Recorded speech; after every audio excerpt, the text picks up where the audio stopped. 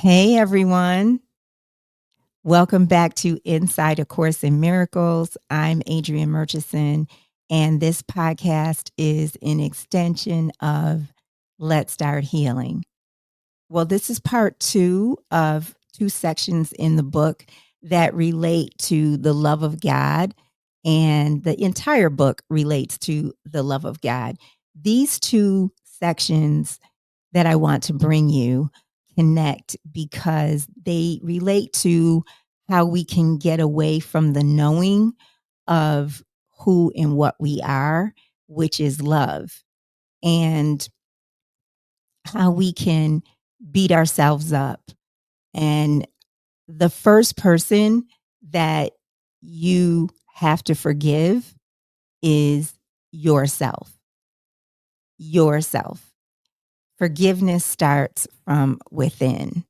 And in A Course in Miracles, according to this study, according to Jesus speaking in this book, there's nothing to forgive you for from the perspective of God, the Holy Spirit, or Jesus. There's nothing to forgive you for, no matter what you think you did.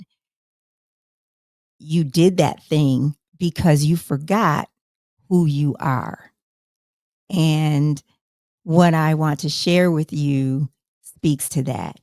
And it also speaks to Jesus as the atonement. The atonement is forgiveness. And whatever you think you did, whatever you think you did, that, oh, if you just knew what I did, you would know what a terrible person I am.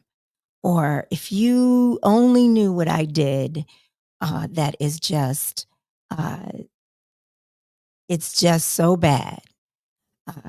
I have created this situation that was all my doing. Oh my God, if you only knew all of those things that you think you did, if you did something to someone else, if you harmed someone in some way, well, Jesus already atoned for that. If you think that it's necessary that you go through some type of punishment around that, according to A Course in Miracles, in the mind of God, in this book, and I'm phrasing it this way because in traditional religion, we are taught differently. So I want to respect what your background and your experience is. But in reality, in this book, and certainly in my experience living life, God is, there's nothing to forgive. God is only love. God is only love. And so Jesus is the atonement. And he already took care of that. He already took care of that for all of us. So in this part two, I'm going to share with you a little bit of something that I shared early on in Inside A Course in Miracles. It's from a section, well, it's from two sections, one called uh, Fear of Redemption. And right before that is God of Sickness. And I want to share a couple of paragraphs from God of Sickness, which sets up Fear of Redemption. And certainly our part one of this series, You Are Not Alone, speaks to this. So I'm going to share a little of this. And I'll stop where it feels right to stop, and then I'll save the rest for part three. So this starts out, you have not attacked God and you do love him. Can you change your reality? No one can will to destroy himself. When you think you are attacking yourself, it is a sure sign that you hate what you think you are. And this and only this can be attacked by you. What you think you are can be very hateful. And what this strange image makes you do can be very destructive. Yet the destruction is no more real than the image, although those who make idols do worship them. The ultimate purpose of projection is always to get rid of guilt. Yet characteristically, the ego attempts to get rid of guilt from its viewpoint only. For much as the ego wants to retain guilt, you find it intolerable, since guilt stands in the way of you remembering. It stands in the way of you remembering God, whose pull is so strong that you cannot resist it. On this issue, then, the deepest split of all occurs. For if you are to retain guilt as the ego insists, then you cannot be you. If you hold on to guilt, then you can't be who you truly are. You can't walk in who you truly are because you are a wholly loved child of God. In your natural state, you are guiltless and guilt free. Only by persuading you to be in your ego could the ego possibly induce you to project guilt and thereby keep guilt in your mind. The darkest of your hidden cornerstones hold your belief in guilt from your true awareness. For in that dark and secret place is the realization that you have betrayed God's Son by condemning him to death. For in that dark and secret place is the realization that you have betrayed God's Son by condemning him to death.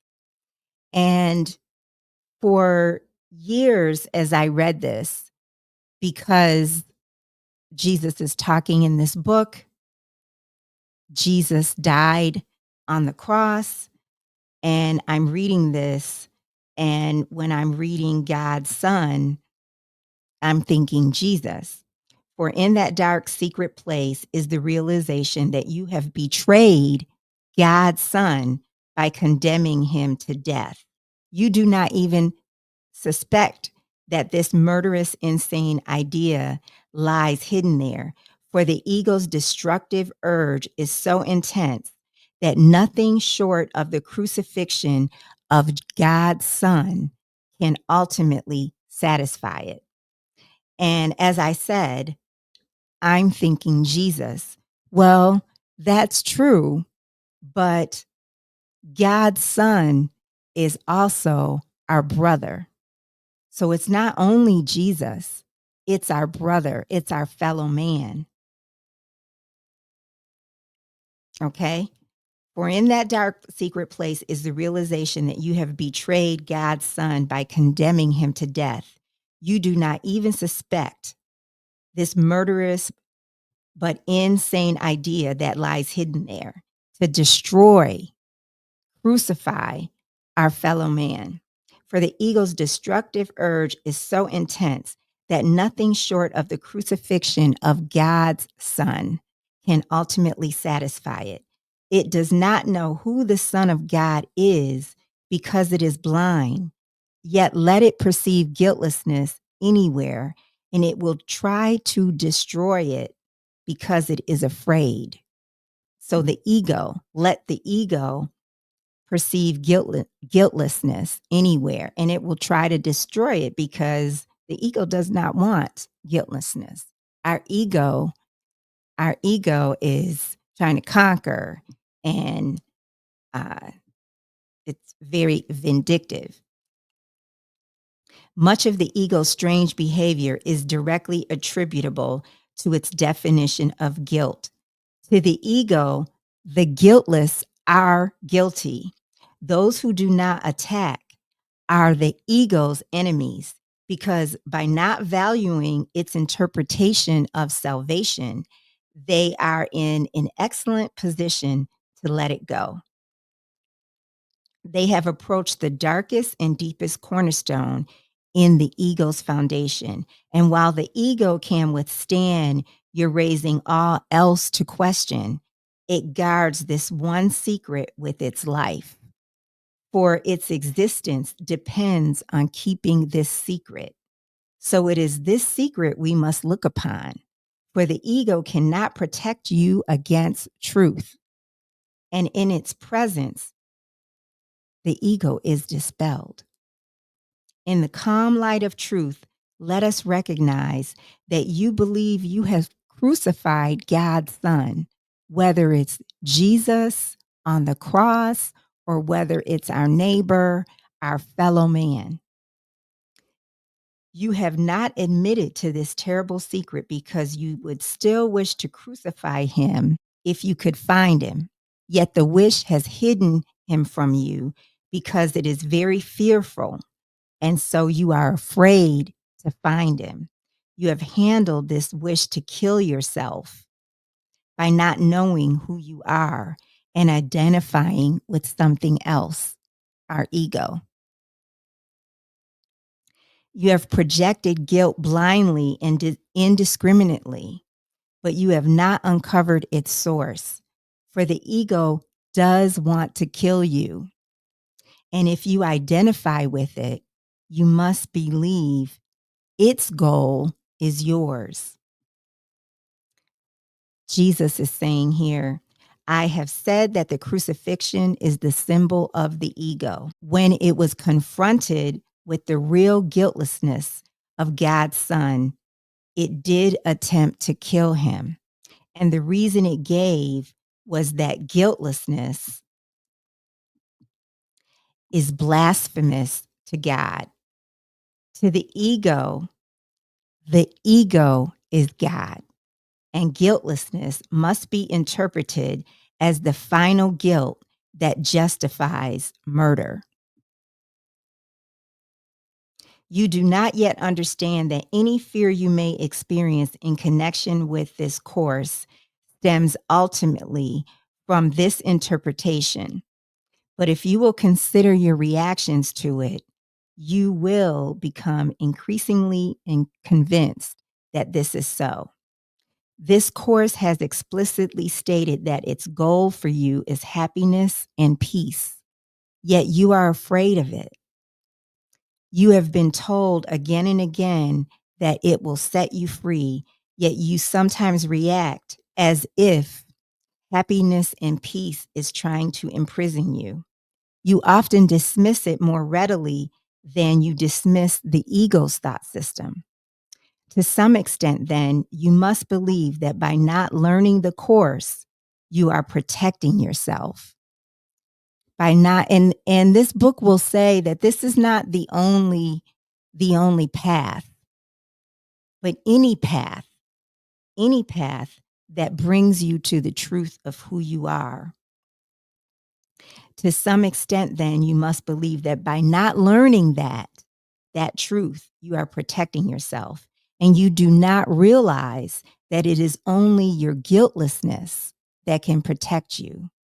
This is so hard. I find this so hard. It's so hard because we can get really stuck in a situation and circumstances and we don't feel guiltless. Maybe we're in fear. Maybe we feel we should have done something a different way, but it's guiltlessness that can protect us. And I think it's so hard. I'm saying that personally, but this book says just keep moving forward. Just be vigilant for what the truth is, even when it doesn't feel true.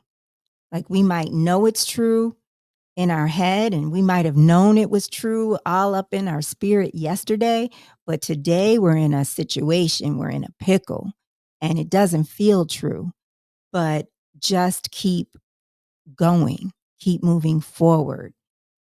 Be vigilant for what you knew yesterday, for the truth that you knew yesterday. The atonement has always been interpreted as the release from guilt. And this is correct if it is understood. And that would be Jesus, what he represents, which is forgiveness. It's already done. You already have the atonement.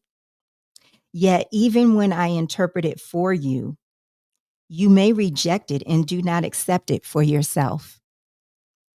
You have perhaps recognized the futility of the ego and its offerings, but though you do not want them, you may not yet look upon the alternative with gladness.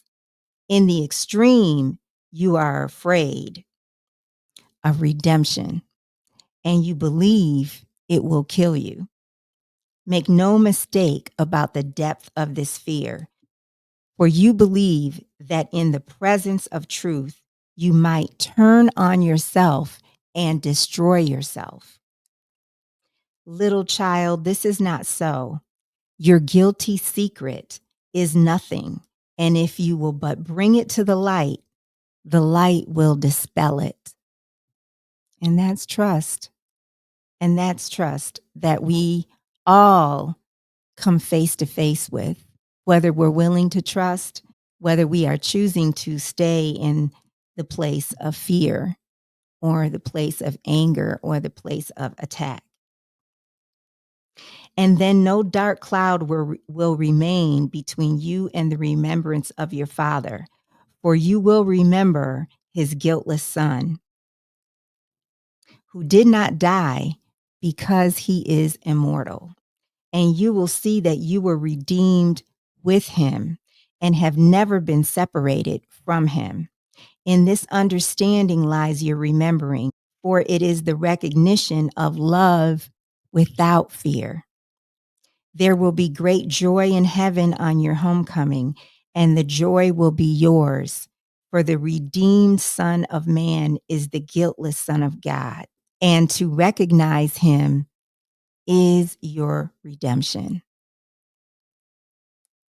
Wow. Well, there we have it. And I'm going to stop there for part 2. And we are called to remember that we are love, that God is love. And there is no order of difficulty in miracles. There's no order of difficulty in the blessings that God can bring to us. And as it says in this section, it's a choice that we have to make. We come face to face with, are we going to choose to trust? Are we going to choose to love ourselves and forgive ourselves as well as our fellow man? Or are we going to choose to dwell? And again, that's hard. That can be hard. But here it says, for the redeemed Son of Man is the guiltless Son of God, and to recognize him is your redemption. So until next time, let's remember we have more in common than we think, and what we have in common can change the world.